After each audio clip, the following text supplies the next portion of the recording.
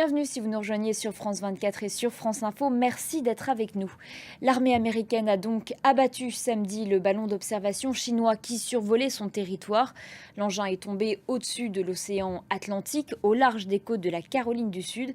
Une opération délicate menée par un avion de chasse sur les ordres de Joe Biden. Les États-Unis, je vous le rappelle, qui estiment qu'il s'agit bien d'un ballon espion. Son interception ou sa destruction ne faisait aucun doute. On écoute le décryptage de notre correspondant à Washington, Mathieu Mabin. Je vous le disais en titre, Kiev a récupéré les corps de 2 Britanniques partis au combat pour l'Ukraine dans le cadre d'un important échange de prisonniers avec Moscou. Pendant ce temps, les combats font rage autour de Bakhmout dans le Donbass.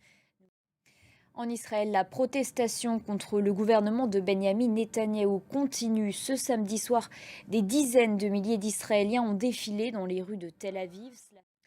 Et puis en Iran, le réalisateur Jafar Panahi a été libéré sous caution vendredi après 7 mois en prison. Il purgeait le reste d'une peine de 2010 et venait d'entamer une grève de la faim. Le pape François poursuivait samedi son pèlerinage pour la paix, comme il l'appelle, au Soudan du Sud. Le souverain pontife a rencontré des déplacés internes. Et puis on termine ce journal avec ces images du coup d'envoi des traditionnelles célébrations du carnaval de Venise en Italie.